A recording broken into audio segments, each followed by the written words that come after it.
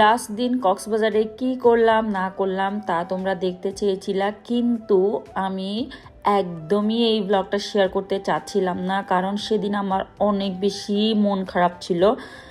মানে literally just আমার কান্না চলে আসতেছিল। সো হ্যালো এভরিওয়ান, আসসালামু আলাইকুম। কি অবস্থা সবার, কেমন আছেন সবাই? সো নতুন একটা ব্লগ নিয়ে চলে এসেছি। লাস্ট দিন হচ্ছে সকালবেলা ঘুম থেকে উঠে ফার্স্টে আমরা হচ্ছে ব্রেকফাস্ট করতে চলে গেলাম, যেহেতু ব্রেকফাস্টটা হচ্ছে রুমের সাথে ইনক্লুডেড ছিল। নাস্তা করে দেন হচ্ছে আমি সুন্দর একটা আউটফিট পরে নিয়েছি, সেটা এই যে একদম ইয়েলো কালার একটি স্কার্ট পরে নিয়েছি। আমার এত বেশি পছন্দ ছিল আমার ড্রেসটা। দেন আমরা ম্যাচিং করে হাজব্যান্ড ওয়াইফ পরেছি, বাট আমার জামাই অনেকক্ষণ ওয়েট করার পর সে আমার সাথে একটু ভিডিও নিচ্ছিল।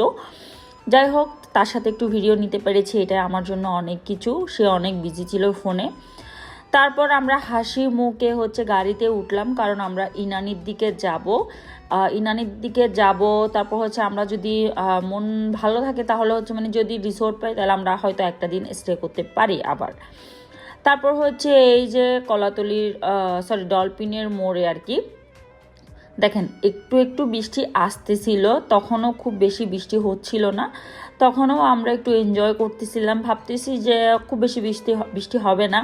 তারপর সবাই অনেক নাচানাচি হই হুল্লোড় অনেক কিছু করতেছিল, মানে সবাই খুবই খুশি, কারণ আমরা ওই দিন একটা দিন স্টে করার ডিসিশন নিয়েছিলাম। তারপরে দেখেন কি তুমুল বৃষ্টি শুরু হয়েছে। আল্লাহ, এত পরিমাণ বৃষ্টি! এত সুন্দর আউটফিট পরেছি, শ্যুট করতে পারবো না, কোনো ভিডিও রিলস কিছুই নিতে পারবো না, এত বেশি মন খারাপ ছিল। দেন আমরা সোজা অশান কিচেনে যাই হচ্ছে গিয়ে দাঁড়ালাম। তারপর ওখানে গিয়ে আমরা একটু নাস্তা করলাম। সো আমার মন এত খারাপ ছিল, আমি আর নিজের ভিডিও নিচ্ছিলাম না, শুধু হাতের ভিডিও নিচ্ছিলাম আর সমুদ্রের দিকে তাকাচ্ছিলাম, কেন আমি সমুদ্রের কাছে যেতে পারতেছি না। তারপর ওশান কিচেনের হচ্ছে চা অনেক বেশি মজা, আমি এর আগেও খেয়েছিলাম, তাই সবাইকে অফার করলাম যে চা খাও সবাই। তো এই যে সবাই মিলে চা খাচ্ছিলাম। তারপর কি করার, অনেকক্ষণ ওয়েট করার পর দেখি বৃষ্টি থামার কোনো নাম নেই।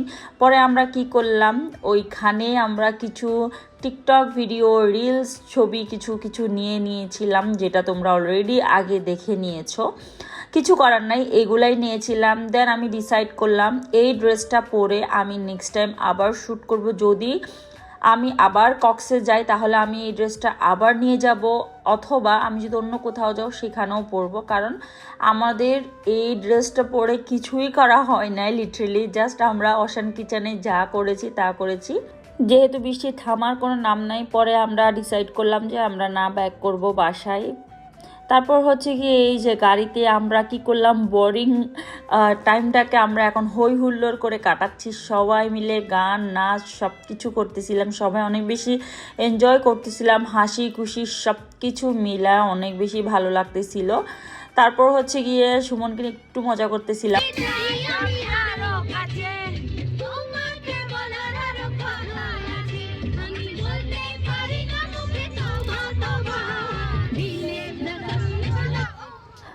গান গাইতে গাইতে নাচতে নাচতে জাস্ট সবাই শেষ হয়ে যাচ্ছে, এই আর কি।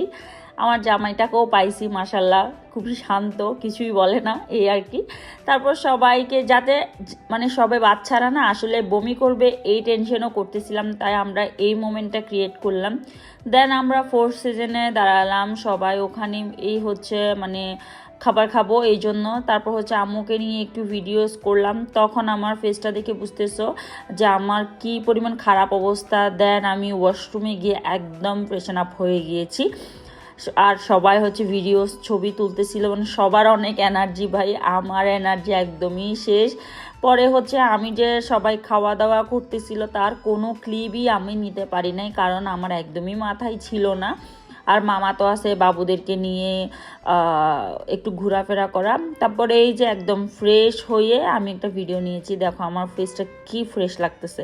সো আজকের ব্লগটা এইখানে শেষ করতেছি, সবাই ভালো থাকবেন, সুস্থ থাকবেন, আল্লাহ হাফেজ।